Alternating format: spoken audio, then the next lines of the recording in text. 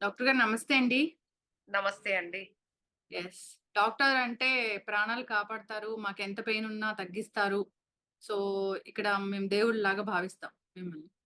Yes. Yes. మీరెంతో కష్టపడి చదువుకుంటే సక్సెస్‌ఫుల్ డాక్టర్ అవుతారు. అయితే కోల్‌కతాలో జరిగిన ఈ సంఘటన అందరికీ కన్నీళ్లు పెట్టేస్తుందండి. అంటే జరిగిన తీరు కావచ్చు, ఒక ఆడపిల్లకి అనొచ్చు, ఒక డాక్టర్‌కి డ్యూటీలో ఉన్న డాక్టర్‌కి ప్రాణాలు తీసేశారు. సో, ఇంత దారుణమైన సంఘటనలు చోటు చేసుకుంటున్నాయి. మన వర్క్ ప్లేస్‌లోనే మనకి ప్రొటెక్షన్ లేకుండా పోయింది. అది కూడా డ్యూటీ చేసి కాస్త రెస్ట్ తీసుకుందాం అన్న డాక్టర్‌ని చంపేశారు. ఏమనిపిస్తుంది డాక్టర్ గారు? అది నిజంగా చెప్పాలి అంటే అది అంటే మేము రోజు అంటే ఆఫ్టర్ 36 అవర్స్ డ్యూటీ అంటే అది యూజువల్‌గా మా కామన్ కాలేజ్ డేస్ నుంచి కూడా అది మాకు అలవాటే. సో, అంటే 36 అవర్స్ డ్యూటీ అనేది ఇప్పుడు వింటుంటే మీకు కొత్తగా ఉంది గానీ, బట్ నార్మల్‌గా మేము చదువుకునే రోజుల్లో 36-48 అవర్స్ డ్యూటీ అనేది నార్మల్‌గా మేము ప్రతిరోజు చేసేది. సో, మాకేంటంటే అక్కడే అంటే సిస్టర్స్ పడుకునే అంటే వాళ్ళ వాళ్ళ ఒక స్టేషన్ ఉంటుంది. సో, అక్కడ ఆ టేబుల్ మీదే పడుకోవటం. లేదు అంటే పేషెంట్స్ బెడ్స్ ఒకవేళ ఖాళీగా ఉన్నాయనుకోండి, ఆ బెడ్స్ మీదే పడుకోవటం. లేదు అంటే ఒకవేళ అక్కడేమన్నా చిన్న అవకాశం ఏమన్నా ఉంటే ఆ పక్కన ఉన్న లైబ్రరీకో, లేదంటే స్టడీ రూమ్‌కో వెళ్లి పడుకోవటం. వాళ్ళకొక అంటే ఒక గంట సేపు ఎవరినన్నా చూసుకోమని చెప్పి మేము పడుకోవటం అనేది మా రెగ్యులర్ దీనిలో అది రోజు జరిగే ఆహ్, సంఘటనే చెప్పాలి అంటే. సో, ఇది ఏదైతే నేనెప్పుడు విన్నానో అంటే ఇలా ఆర్‌జేకర్ మెడికల్ కాలేజ్‌లో ఆగస్టు 9థ్ తారీఖున ఒక ఆడపిల్లకి అంటే ఆల్‌మోస్ట్ పోస్ట్ గ్రాడ్యుయేషన్ చదువుకునేటప్పుడు అంటే జస్ట్ పల్మనరీ మెడిసిన్ చేస్తుంది ఆ అమ్మాయి.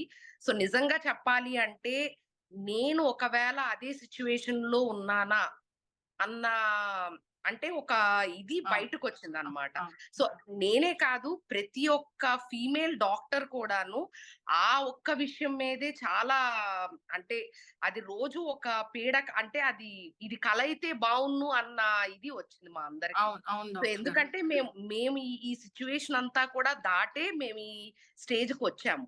సో, హ్మ్. ఇలాంటిది మా వర్క్ ప్లేస్‌లోనే జరిగింది అననంటే నిజంగా చెప్పాలి అంటే అది హృదయ విదారకమైనదని చెప్పొచ్చు. లేదు అంటే నిజంగా చెప్పాలి అంటే ఒక హారిఫిక్ ఇన్సిడెంట్. అవును. సో, ఇది మేము కల్లో కూడా ఊహించనటువంటి ఇన్సిడెంట్ చెప్పాలి అంటే. యెస్. యెస్. డాక్టర్ గారు.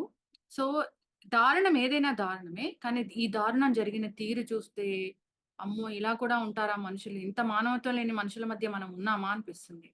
సో, అది ఎవరైతే దోషి దొరికాడో అతనే అంటున్నారు. లేదా అక్కడ అక్కడ ఉన్న వాళ్ళే అంటున్నారు. డ్రగ్స్ అంటున్నారు. చాలా రకాల కథనాలు వినిపిస్తున్నాయి. ఏం చెప్తారు డాక్టర్ గారు దాని గురించి? సో, ఇది చెప్పడానికంటూ ఏం లేదండి.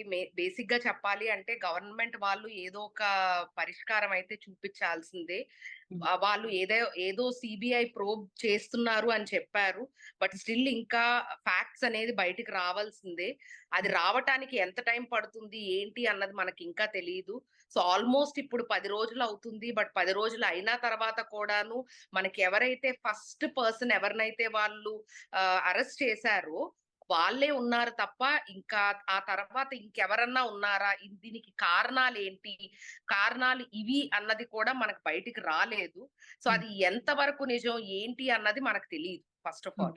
అండ్ హ్మ్. సోషల్ మీడియాలో కూడా చాలా మట్టుగా చాలా విషయాలు బయటకొస్తున్నాయి. హ్మ్. But to be frankly speaking ఆ తర్వాత అంటే ఆగస్ట్ 9థ్ తారీఖున ఇదయింది. హ్మ్. 12, 13 తారీఖుల్లో మళ్ళీ ప్రొటెస్ట్స్ ఎవరైతే ఉన్నారో ఆల్‌మోస్ట్ 1000-1500 మంది ఆర్‌జేకర్ మెడికల్ కాలేజ్‌లో ఎవరైతే డాక్టర్స్ ప్రొటెస్ట్ చేస్తున్నారో, వాళ్ళకి 1000 మంది, 1500 మంది వచ్చి వాళ్ళని కొట్టడము, లేదంటే వాళ్ళేదైతే ప్రొటెస్ట్ చేస్తున్న ఘటనా స్థలాన్ని వాళ్ళేదైతే చిందరవందరగా చేసేయటం ఏదైతే ఉందో, అది ఇంకా బాధ కలిగిస్తుంది. సో, ఇవన్నీ ఏం చెప్తున్నాయి అంటే నిజంగా అలాంటిదేమన్నా జరిగిందా? సో, ఈ ఫ్యాక్ట్స్ అన్నీ బయటికి రాకుండా ఉండటానికి ఎవరన్నా దాన్ని ఆపుతున్నారా? దీని వెనకాల ఎవరన్నా పెద్ద వ్యక్తులు ఉన్నారా? అన్నది ఇంకా మనకి అంటే ఇవన్నీ ఏంటంటే, ఆ విషయాన్ని ఇంకా బలపరుస్తుంది చెప్పాలి అంటే. సో, మామూలుగా అయితే మేబీ ఉండొచ్చు, ఉండకపోవచ్చు అన్న సందేహం ఉన్నా కూడాను, ఆ తర్వాత వెంటనే జరిగిన సంఘటనా స్థలం ఏదైతే జరిగిందో వాళ్ళని రీమేక్ చేయటం గానియండి, లేదంటే అక్కడ గోడలన్నీ పగలగొట్టడము. రెండోదేంటి అంటే డాక్టర్స్ అంటే వాళ్ళు సైలెంట్‌గా ప్రొటెస్ట్ చేస్తున్నారు. వాళ్ళు వాక్స్ చేస్తున్నారు, బ్లాక్ డ్రెసెస్ వేసుకుంటున్నారు, లేదంటే కొవ్వొత్తు వెలిగిస్తున్నారు. సో, ఇలా నార్మల్‌గా ప్రొటెస్ట్ చేసి అక్కడ కల్కట్టా మెడికల్ కాలేజ్‌లో ఉన్న డాక్టర్స్ అందరి వెనకాల కూడాను ఈ 1500 మంది వచ్చి హాస్పిటల్ లోపలికి ఎలా వచ్చారు, ఏంటి అన్నది కూడా మనకు తెలియకుండా లోపలికి వచ్చి అక్కడంతా ధ్వంసం చేయటం ఏదైతే ఉందో, ఇది ఇంకా బలపరుస్తుంది. సో, అది ఎంతవరకు నిజం ఉంది, లేదు అన్నది మనకి తెలీదు.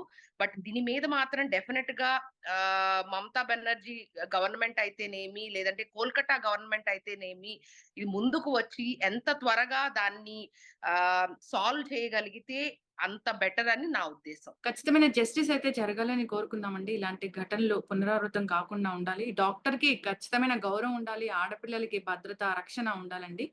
యెస్. అది డాక్టర్ అనే కాదండి. ప్రతి హ్మ్. ఒక్క అమ్మాయి కూడాను దీన్ని అంటే ఒక అంటే కూతురు ఉన్న ప్రతి తండ్రి, హ్మ్. లేదంటే చెల్లి ఉన్న ప్రతి అన్న, లేదంటే భార్య ఉన్న ప్రతి హస్బెండ్ కూడాను ఈ ఏదైతే ఉందో, ఈ హ్మ్.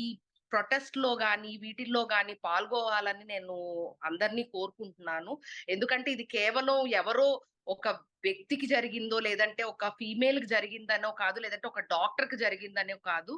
హ్మ్. ప్రతి ఒక్కళ్ళు కూడాను ఈ ప్రొటెస్ట్‌కి మాతో పాటు సహకరించాలని, ఏదైతే మా డాక్టర్స్‌తో పాటు వాళ్ళు ముందుకు రావాలని నేను అందరిని కోరుకుంటున్నాను. ఎందుకంటే ఈ రోజు మనకి న్యాయం ఏదైతే జరిగిందో, అది మనకి ఫ్యూచర్ జనరేషన్‌కి కూడా చాలా ఉపయోగపడుతుంది.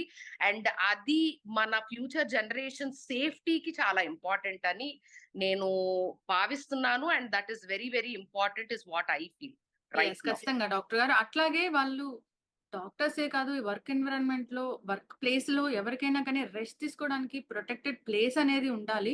ఖచ్చితమైన ఉండాలి. ప్రొటెక్షన్ కూడా ఉండాలి డాక్టర్ గారు.